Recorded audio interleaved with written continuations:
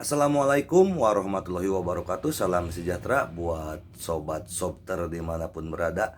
Semoga kita semua dalam keadaan sehat jasmani dan rohani, tidak kekurangan satu apapun. Amin ya robbal alamin. Bab 85-86. Mendengar kata-kata pria itu, Ye Guan langsung terdiam. Tato membuatmu berani. Orang ini juga berbakat. Pada saat ini, pria itu berkata dengan suara gemetar, "Tuan Ye, apakah Anda begitu kuat?" Ye Jian mengangguk. Tidak buruk. Pria itu ragu-ragu dan bertanya, apakah saya masih memiliki kesempatan untuk bertahan hidup?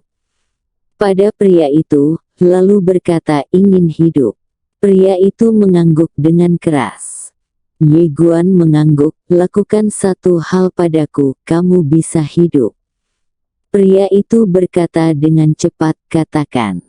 Ye Guan menatap pria itu, ketika kamu kembali ke Sin City, katakan bahwa aku terluka parah dalam pertempuran dengan Jixuan.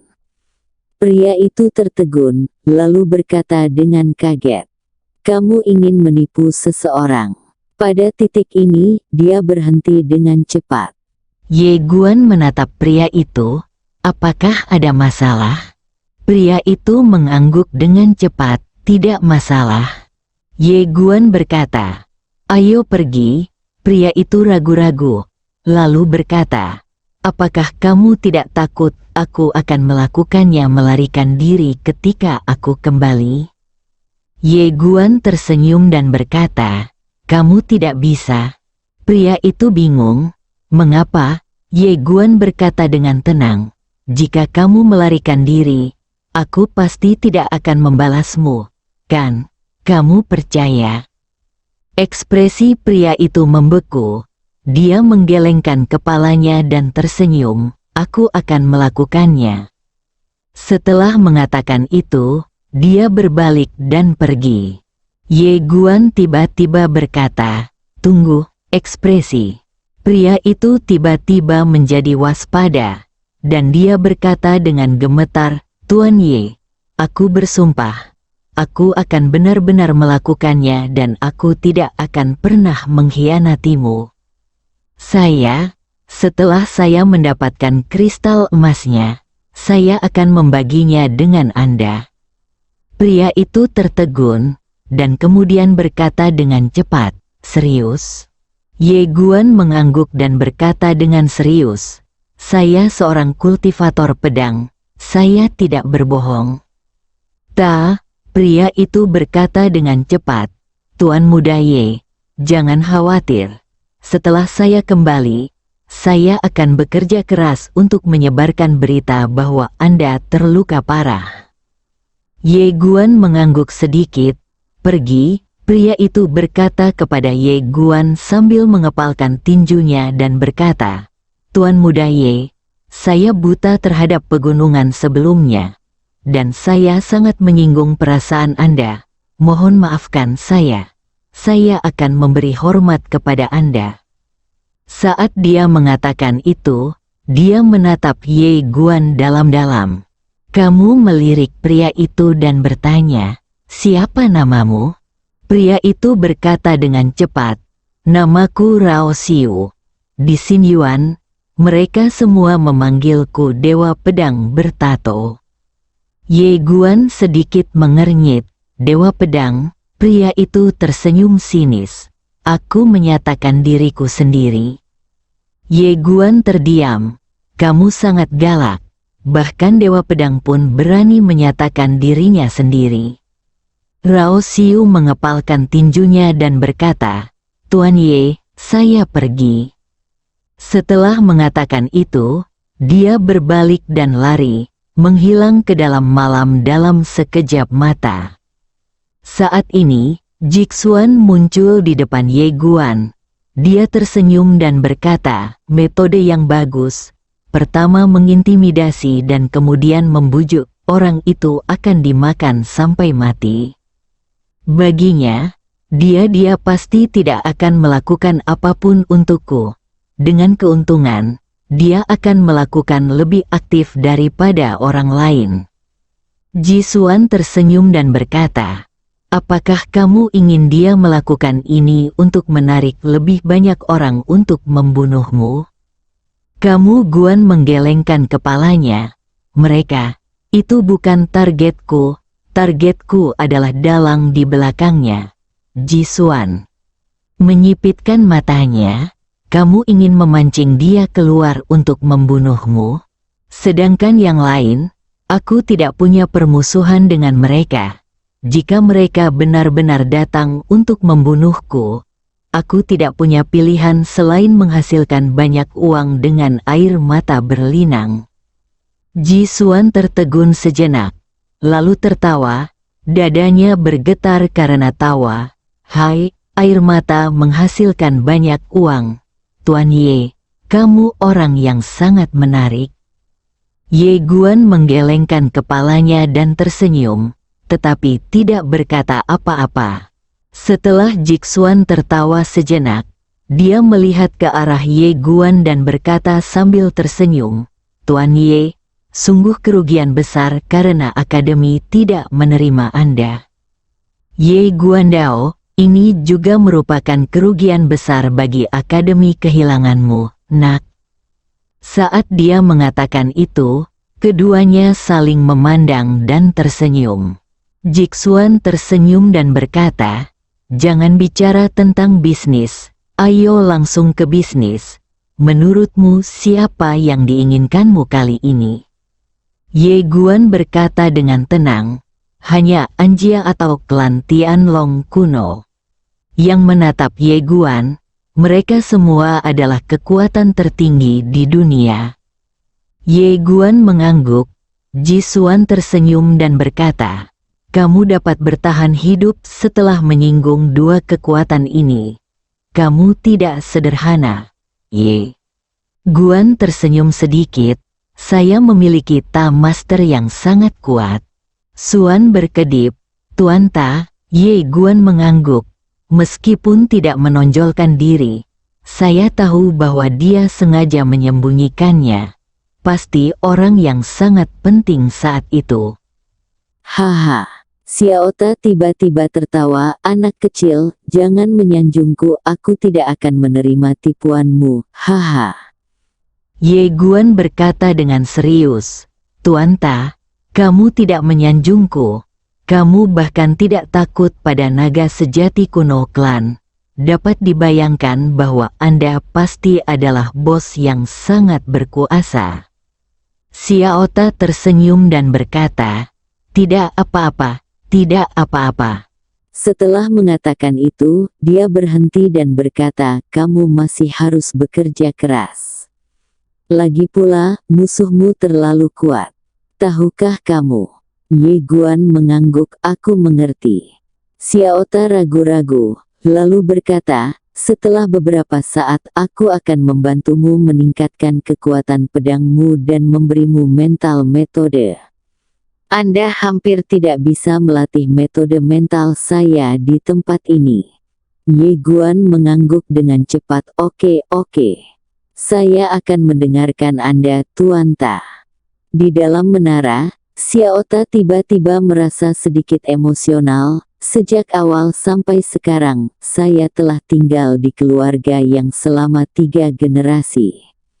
Mengikuti guru generasi pertama, saya ketakutan setiap hari.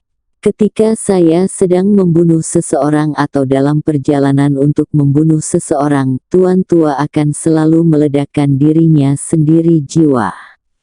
Pada masa itu, saya gelisah setiap hari. Tetapi setelah mengikuti master generasi kedua, tuan kecil ini sangat mencolok dan ceria. Saat dia berkata, dia menghela nafas dengan suara rendah. Sekarang, generasi ketiga ini, tuan akhirnya kembali normal. Aku, Xiaota, telah berhasil bertahan hidup. Suara misterius itu berkata. Dia menyanjungmu, Xiaota tertawa. Aku tahu dia menyanjungku, tapi, terus kenapa? Suara misterius terdiam. Kali ini tidak akan dipamerkan. Di depan Ye Guan, Jisuan hendak berbicara. Tiba-tiba, keduanya menoleh dan melihat ke kejauhan pada saat yang sama. Di akhir pandangan mereka, ratusan orang bergegas menuju sisi ini. Melihat adegan ini, Ye Guan tercengang. Begitu banyak orang yang datang. Ji Xuan juga tercengang. Saat ini, Ye Guan melihat orang yang dikenalnya. Itu adalah Rao Xiu. Rao Xiu sedang bergegas ke depan. Dia berteriak sambil bergegas kembali. Ye Guan itu ada di depan. Jangan takut, semuanya. Kakinya semua terluka, terganggu. Aku tidak punya kekuatan bertarung sekarang, silakan. Meskipun dia berteriak keras, kecepatannya menjadi semakin lambat. Wajah Ye Guan tiba-tiba menjadi gelap saat mendengar kata-kata Rao Xiu. Anda sungguh berbakat. Jixuan memandang Ye Guan, dan Ye Guan berkata, kamu bersembunyi. Jaga aku takut seseorang akan menyerangku. Jixuan mengangguk. Sedikit, hati-hati, malam. Kamu melihat ratusan orang yang bergegas ke arahnya dengan ekspresi tenang. Sekelompok orang yang bergegas ke depan tercengang saat melihat Ye Guan. Bagaimana dengan patah kaki? Bagaimana ini bagus? Ditipu, namun saat ini, anak panah tersebut sudah berada di tali dan harus ditembakkan. Pria di kepala tiba-tiba berkata dengan suara galak, bunuh Ye Guan, 30 juta kristal emas, bunuh. Astaga, sudah waktunya. Jika kaki Anda tidak patah, maka hanya dapat diperlakukan seolah-olah patah. Dan Rao Xiu telah mundur ke belakang semua orang. Kamu melihat ratusan orang yang bergegas ke arahnya dan perlahan menutup matanya. Di antara mereka yang levelnya paling rendah semuanya sama dengan dia, dan mereka semua adalah orang-orang yang kejam. Apakah kamu takut? Tentu saja dia tidak takut. Tidak ada rasa takut sama sekali. Ye Guan tiba-tiba membuka matanya, dan dalam sekejap, pedang udara menembus tepat di antara alis pemimpinnya. Tertawa. Pria itu langsung jatuh. Saat dia jatuh, Ye Guan muncul di depannya seperti hantu. Saat berikutnya, dia tiba-tiba mengeluarkan pedang udara dengan tangan kanannya dan menghindar. Tertawa. Orang lain jatuh. Saat pria itu jatuh, dia sudah muncul beberapa meter jauhnya, di mana sebilah pedang menembus alis seorang pria. Saat berikutnya, Ye Guanren muncul lebih dari 10 kaki jauhnya. Tertawa. Kepala berdarah terbang keluar. Dalam beberapa napas, Ye Guan membunuh lebih dari selusin orang berturut-turut. Dan beberapa orang di tempat tersebut bahkan tidak melihat Ye Guan. Kecepatan ini terlalu cepat. Di samping, di puncak pohon, Jisuan menatap Ye Guan di bawah dan berbisik, orang ini sangat cepat. Saat dia mengatakan itu, dia sepertinya memikirkan sesuatu, dan wajahnya tiba-tiba memerah lagi. Sedikit buku itu mengatakan bahwa tidak baik bagi seorang pria untuk menjadi terlalu cepat. Petik 2. Di malam yang gelap, Ye Guan seperti hantu terus-menerus berpindah-pindah di antara orang-orang kuat. Jeritan terus terdengar. Satu pedang pada satu waktu. Semuanya adalah pembunuhan instan. Satu-satunya hal yang Ye Guan kejar adalah kecepatan, tanpa embel-embel apapun, hanya membunuh dengan satu pedang. Dalam waktu kurang dari 1/4 jam, ada hampir 100 mayat lagi di lapangan. Orang-orang yang tersisa telah terbunuh dan keberanian mereka hancur. Mereka tidak lagi memiliki semangat juang dan melarikan diri. Namun, pedang Ye Guan lebih cepat. Kali ini, pedangnya membunuh orang. Di bawah kendalinya, cahaya pedang terus bergerak sepanjang malam dan membunuh. Orang-orang yang tersisa yang masih hidup melarikan diri dengan panik menuju kota dosa. Tapi Ye Guan tidak membiarkan mereka pergi dan mengejar mereka dengan pedangnya. Melihat pemandangan ini, Rao Xiu yang bersembunyi di kegelapan menjadi pucat dan sangat terkejut. Dia tahu bahwa Ye Guan sangat kuat, tetapi dia tidak tahu bahwa Ye Guan begitu kuat. Benar-benar mesum. Di puncak pohon, Jisuan memandang Ye Guan yang mengejarnya, merasa sedikit terkejut di dalam hatinya. Pria yang terlihat lembut dan lembut ini sebenarnya sangat kejam saat dia menggerakkan tangannya.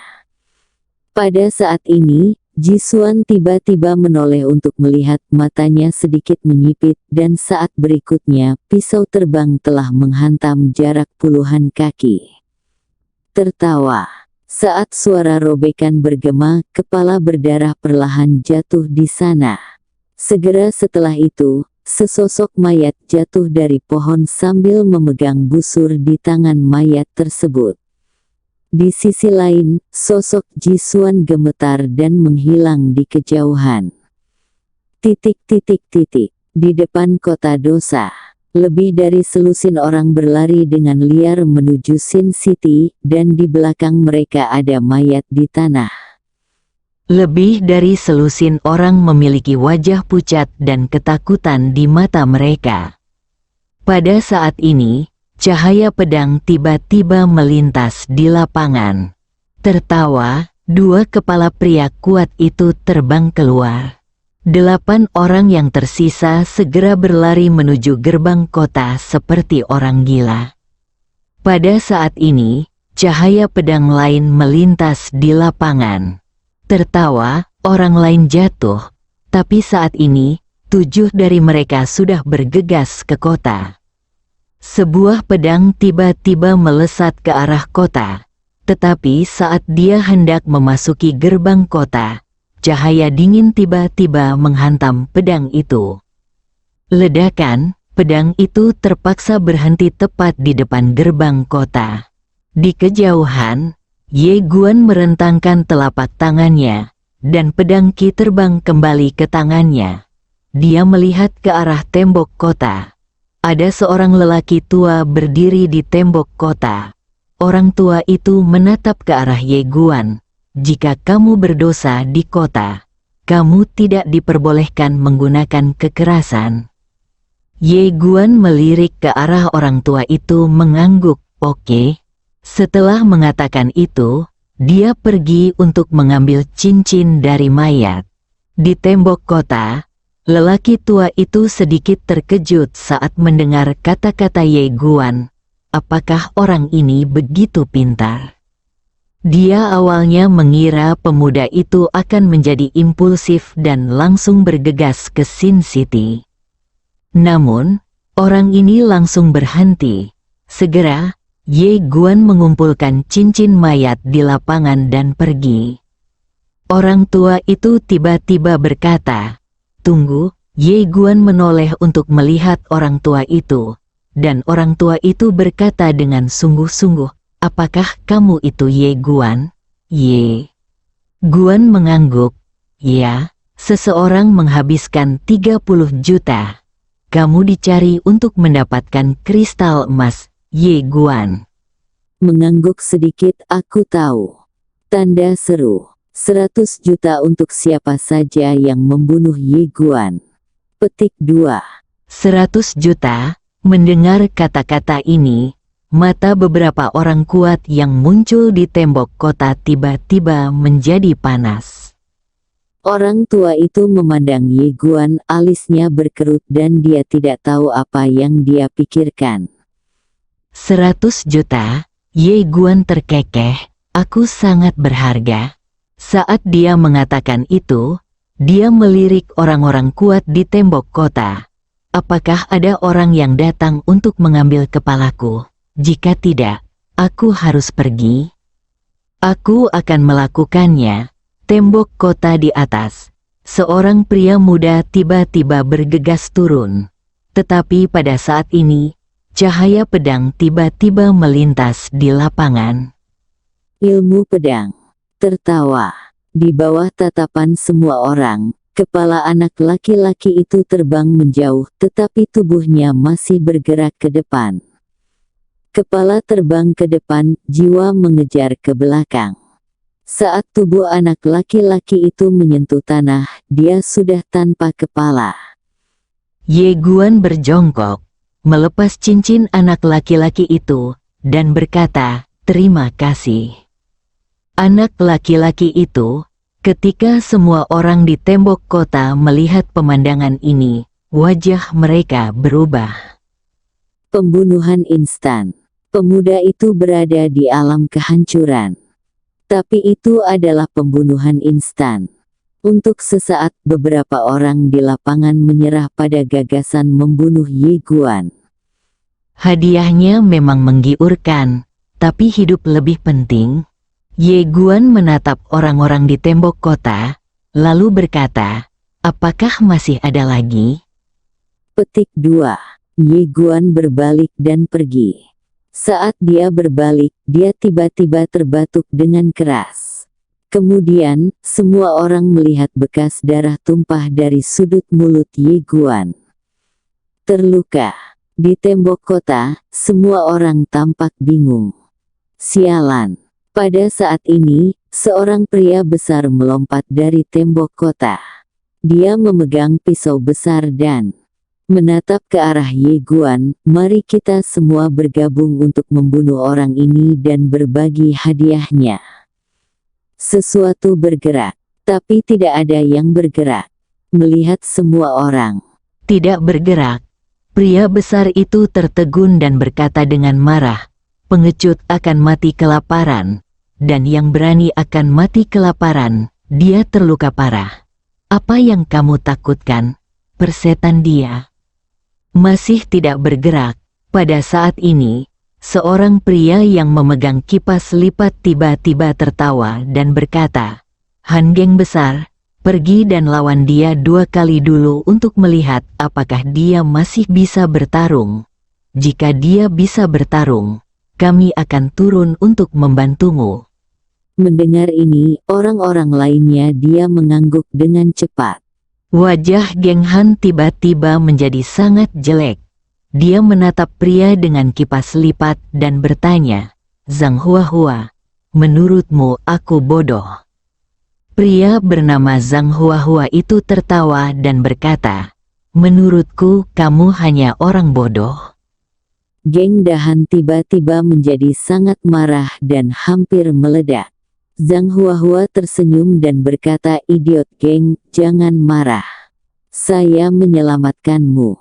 Perhatikan baik-baik, Tuan Ye membunuh ratusan orang dengan 1 pedang, dan jumlah itu di sana tidak ada orang yang levelnya lebih rendah dari dia."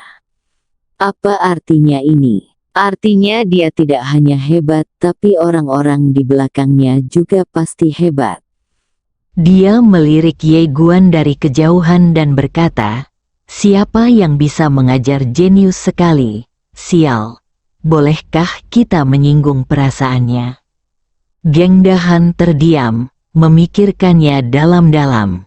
Zhang Huahua melirik Geng Han, "Jika kamu tidak ada pekerjaan, jangan hanya melatih pedangmu yang patah, berlatihlah lebih banyak dan kembangkan otakmu." Geng Han menatap Zhang Huahua dengan dingin, dan kemudian menatap Ye Guan di kejauhan. Ye Guan berkata dengan tenang, "Bertarung atau tidak?" Geng Dahan menggelengkan kepalanya, "Tidak. Jangan berkelahi." Ye Guan berkata dengan tenang, "Tidak apa-apa untuk tidak bertarung, pertahankan Naji."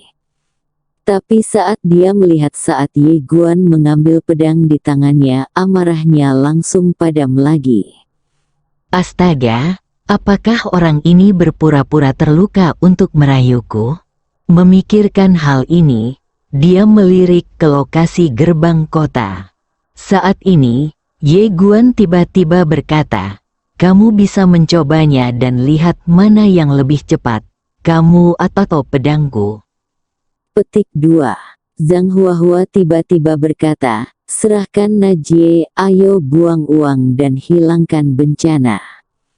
Geng Dahan melirik ke arah Ye Guan, lalu merentangkan telapak tangannya, dan Najie terbang ke arah Ye Guan. Kamu melihat cincin itu? Hanya ada lebih dari 500.000 kristal emas di dalam cincin itu. Ye Guan sedikit mengernyit, sedikit tidak puas. Kenapa kamu begitu miskin? Wajah Geng Dahan berkedut. Dia melirik ke arah Ye Guan, tidak berkata apa-apa, berbalik dan berjalan menuju kota. Saya harus mengatakan, dia sangat marah. Dia awalnya mengira jika dia mengangkat tangannya dan berteriak, semua orang di tembok kota akan bergegas maju. Namun, dia tidak menyangka tidak ada satupun dari orang-orang ini yang akan maju. Saya benar-benar mengalami keterbelakangan mental. Pada saat ini, Zhang Huahua tiba-tiba menatap Ye Guan dan berkata sambil tersenyum, Tuan Ye, saya baru saja mendapat kabar bahwa 2 siswa dari Akademi Guanxuan meninggal di luar. Saya ingin tahu apakah ini yang dilakukan oleh Anda, Tuan Ye. Mengandung niat jahat. Kamu melirik Zhang Huahua di tembok kota. Dia membuka telapak tangannya dan cincin Na tiba-tiba terbang di depan Zhang Huahua. Zhang Huahua tercengang. Semua orang di lapangan juga tercengang. Ye Guan berkata dengan tenang, Saudara Zhang, kamu pantas mendapatkan ini. Setelah mengatakan itu, dia berbalik dan pergi. Kecepatannya sangat cepat, dan menghilang di kejauhan dalam sekejap mata. Di tembok kota, Zhang Huan tiba-tiba menjadi marah. Sialan, jangan pergi, katakan dengan jelas, hei, hei. Di tembok kota, semua orang memandang Zhang Huan dengan ekspresi jahat. Astaga, ternyata kalian satu grup. Wajah Zhang Huahua terlihat sedikit jelek. Dia tahu dia tidak bisa tinggal di sini lagi. Tanpa ragu-ragu, dia melompat turun dan menghilang di kejauhan.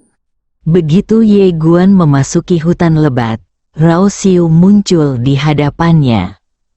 Ye Guan bertanggung jawab atas pembunuhan tadi, dan dia bertanggung jawab mengambil cincin itu.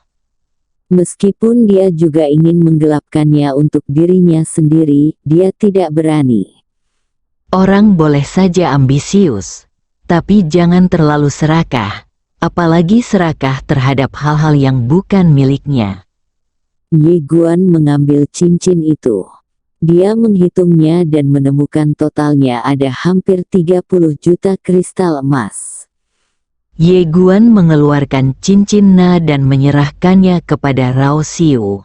Di dalam cincin Na, ada 3 juta kristal emas. Rao Xiu ragu-ragu, Ye Guan Dao, itu milikmu. Rao Xiu melirik ke arah Ye Guan dan melihat bahwa Ye Guan tidak berniat membunuh siapapun dan membungkamnya. Dia merasa lega. Dia mengambil cincin itu dan berkata, Terima kasih, Tuan Ye. Guan berkata dengan tenang, ayo pergi. Rao Xiu ragu-ragu sejenak, lalu berkata, Tuan Ye, saya berada di reruntuhan kuil di sudut selatan kota Suicheng. Selama bertahun-tahun, saya juga memiliki sekelompok saudara di kota Suicheng. Kami tidak kuat, tetapi orang-orang di kota Suicheng kami tahu segalanya tentang itu. Jika Anda butuh sesuatu, tolong beri saya instruksi kapan saja. Ye Guan berpikir sejenak, lalu berkata, pergi ke pavilion Xianbao, dan minta manajer Qin Feng untuk membantuku. Selidiki siapa yang datang untuk macam-macam denganku. Dia tahu bahwa jika dia ingin mengetahui secara menyeluruh asal-usul dan kekuatan pihak lain, dia hanya bisa meminta bantuan pavilion Xianbao. Duduk dan menunggu kematian bukanlah gayanya. Rao Siu mengangguk oke. Setelah mengatakan itu, dia mengepalkan tinjunya dan berbalik untuk pergi. Setelah Rao Siu pergi, Ye Guan perlahan menutup matanya. Segera, dia mengerutkan kening. Ji Xuan tidak muncul. Mengapa itu tidak muncul? Seseorang, mata Ye Guan sedikit menyipit, tetapi pada saat ini, perubahan tiba-tiba terjadi, dan sesosok tubuh tiba-tiba muncul dari tanah di depannya. Saat berikutnya, cahaya dingin menebas tenggorokannya. Dan pada saat ini, pisau terbang tiba-tiba melintas melewati lapangan. Tertawa, cahaya dingin berhenti ketika jaraknya masih 1 inci dari tenggorokan Ye Guan. Di depan Ye Guan, berdiri seorang pria berpakaian hitam, dan di belakang kepalanya, ada pisau terbang. Saat ini, Jixuan muncul di depan Ye Guan. Jixuan tersenyum tipis, nama orang ini adalah Ghost. Dia adalah pembunuh yang sangat terkenal di Sin City. Dia sudah lama bersembunyi di sini. Ye Guan membuka telapak tangannya, dan sebuah cincin terbang ke tangan Jixuan. Ada hampir 14 juta kristal emas di dalam cincin itu. Jixuan memandang Ye Guan, berikan padaku. Ye Guan mengangguk. Ji Xuan berpikir sejenak. Lalu tersenyum dan berkata, sejujurnya, saya sedikit malu. Saya mendapat begitu banyak uang tanpa melakukan bantuan apapun. Ini serakah akan uang, serakah akan uang. Dia menyimpan cincin itu. Ye Guan tiba-tiba berkata, Nona Jixuan, saya ingin meminta bantuan Anda. Jixuan tersenyum dan berkata, Anda mengatakannya. Ye Guan berkata, menurut tebakan saya, bukan Anja yang mengincarku kali ini. Itu adalah klan Tianlong kuno. Begitu informasi dari pavilion Xiambao tiba, aku akan menyerang kota Sin. Pada saat itu, aku akan lemah dan tanpa bantuan. Jadi kuharap kamu ikut denganku. Oke, mendengar ini, senyuman di wajah Ji Xuan membeku. Tiba-tiba, dia merasakan cincin di tangannya sangat panas. Bersambung.